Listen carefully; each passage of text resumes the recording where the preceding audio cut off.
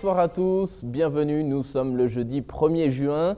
Ce matin, le pape recevait la congrégation pour le clergé. Le Saint-Père s'est largement exprimé sur le rôle des jeunes prêtres. Ils sont un atout pour les autres jeunes, a-t-il souligné. On écoute un résumé de son allocution. Devant les participants à l'assemblée plénière de la congrégation pour le clergé, le pape a rappelé l'importance de la formation intégrale des prêtres. Certes, a expliqué le Saint-Père, les premiers pas dans le sacerdoce ne sont pas faciles, car le poids des responsabilités se font vite sentir. Mais pour autant, il ne doit pas entamer l'enthousiasme des premiers projets pastoraux. Les jeunes prêtres, a insisté le souverain pontife, sont d'abord une ressource pour l'Église, avec toutes leurs limites. Pour éviter la paralysie des jeunes prêtres, il leur faut trouver des prêtres plus expérimentés et des évêques qui sachent les encourager, sans se limiter à voir en eux le renouvellement des places libérées par leurs prédécesseurs. Les jeunes prêtres représentent la jeunesse de l'Église. Ils sont appelés et choisis par Dieu comme un antidote face à la résignation et à la perte d'espérance qui marque notre société. Ils sont aussi un atout auprès des jeunes, car ils sont jeunes eux aussi. Cela leur permet une créativité nouvelle dans l'évangélisation, en fréquentant par exemple, avec discernement, les nouveaux lieux de la communication.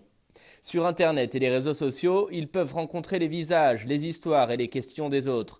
Ils doivent profiter de leur propre jeunesse pour partager avec les jeunes, pour les écouter et les accompagner. Les jeunes n'ont pas besoin d'un professionnel du sacré, dit François, mais de quelqu'un qui sache s'impliquer avec sincérité et respect à leur côté.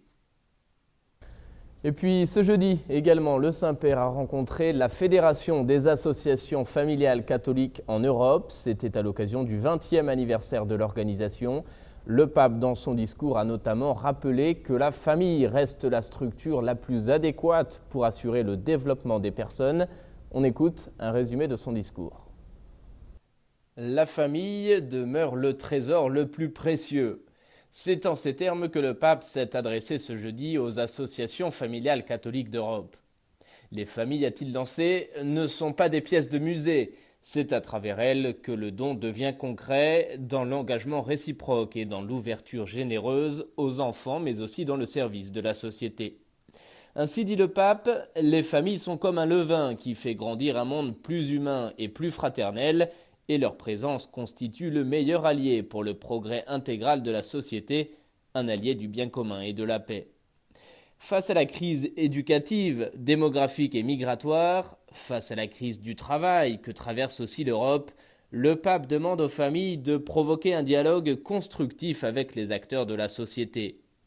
Mais il demande aussi aux familles un dialogue entre les générations, entre les anciens qui constituent la mémoire, et les jeunes qui mettent en jeu notre responsabilité.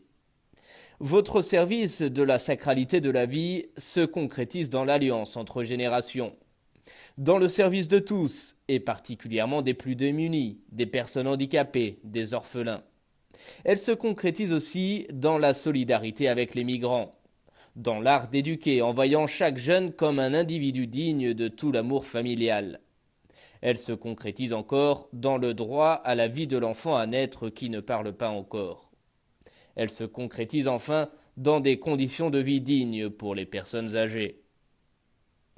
Et puis sachez par ailleurs que le projet d'un voyage du pape au Soudan du Sud s'éloigne peu à peu.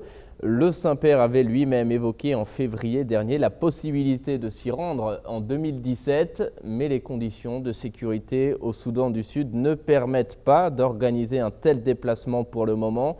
C'est ce qu'a déclaré le directeur de la salle de presse du Saint-Siège. Et puis je vous rappelle enfin qu'à partir de ce dimanche, Ciel et Lumière diffusera en HD. Vous pourrez donc voir l'intégralité de nos programmes en haute définition. Pour plus d'informations, n'hésitez pas à vous rendre sur notre site internet.